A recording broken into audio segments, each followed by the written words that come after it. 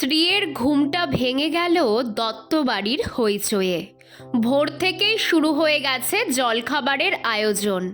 অবশ্য আয়োজন তো ভোর থেকেই করতে হবে, বাড়ি ভর্তি আত্মীয় স্বজন। অথচ 1 মাস আগেও ওই বাড়ির কাকিমা একাই থাকতেন, বয়স্ক মানুষ, সাথে একটা 24 ঘন্টার ফরমাস খাটা অল্প বয়সী মেয়েকে নিয়ে। ঘুমটা ভেঙে যেতেই শুয়ে শুয়ে ভাবছিল শ্রী। পাশে অরিন্দম অঘোরে ঘুমাচ্ছে। শ্রী এবং অরিন্দম নিঃসন্তান দম্পতি। 8 বছরের সুখী দাম্পত্য জীবন হলেও তাদের কোনো সন্তান হয়নি। অনেক অনেক ডাক্তার দেখিয়েছে, কিন্তু কোনো ফল হয়নি। শ্রী পাশের বাড়ির ঠকাস ঠকাস বাসনের আওয়াজে বিছানা ছেড়ে উঠে দত্তদের বাড়ির দিকের জানালাটা খুলে দেখল সামনের বারান্দাটা দুজন লোক পরিষ্কার করছে। দত্ত কাকিমা তো এখানেই বসে থাকতেন, কখনো গল্পের বই পড়তেন, কখনো ফোন দেখতেন। শুধু শেষের কিছুদিন দত্ত কাকিমাকে বারান্দায় বসতে দেখেনি শ্রী। প্রায় 5 বছর হয়েছে এই পাড়ায় বাড়ি ভাড়া নিয়েছে তারা।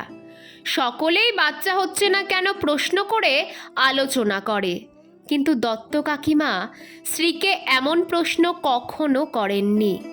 যদি কখনো দেখা হতো, এক গাল হেসে বলতেন, ভালো আছো? অরিন্দম অফিস গেছে? দত্ত কাকিমার কথা মনে পড়তেই চোখ জলে ভরে গেল। তেমন কথা বলতেন না, কিন্তু হাসিতে কি যেন জাদু ছিল, তাকালেই মন ভরে যেত। 1-2 কথায় সকলকে আপন করে নিতে পারতেন। অথচ এমন মানুষটি একা থাকতেন, পুরোপুরি একা। 3 ছেলে ও 1 মেয়ে থাকা সত্ত্বেও উনি একাই থাকতেন। কেউ আসতো না বয়স্ক মানুষটিকে দেখতে। আর আজ নিয়ম ভঙ্গের মানে শ্রাদ্ধের আয়োজনে কত আড়ম্বর। শ্রী তাড়াতাড়ি স্নান সেরে ঘরে গিয়ে দেখে অরিন্দম কখন যেন ঘুম থেকে উঠে নিজেই নিজের চাটা গরম করে খাচ্ছে। শ্রী যখন ভেজা চুল মুছছে, অরিন্দম চায়ের কাপ থেকে মুখ তুলে বলল, শ্রী, আজ কাকিমার নিয়ম ভঙ্গে তুমি যাবে তো? শ্রী মাথা নেড়ে হ্যাঁ বলেই অরিন্দমকে বলল, জানো অরি, সন্তান থেকেও যদি বৃদ্ধা মা অমন অবহেলায় মৃত্যুবরণ করে, তবে নিঃসন্তান হয়ে আমার কোনো আফসোস নেই।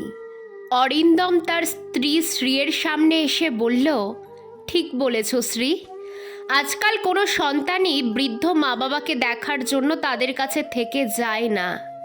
তার জ্যান্ত উদাহরণ তো আমি নিজেই শ্রী। দেখো, আমার বাবাও তো একাই থাকেন আমাদের পৈতৃক বাড়িতে।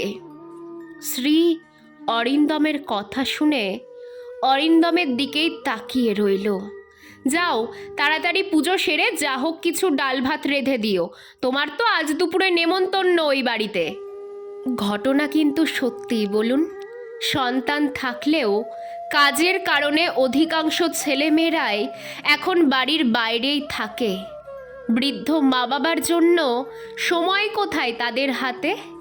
আর সেই নিঃসঙ্গ বৃদ্ধ মা বাবার মৃত্যুর পর মাছ মাংস খাওয়ানোর অনুষ্ঠান শুধুমাত্র একটা মেকি লোক দেখানো সামাজিক প্রথা, যা সমাজের স্বার্থেই সৃষ্টি।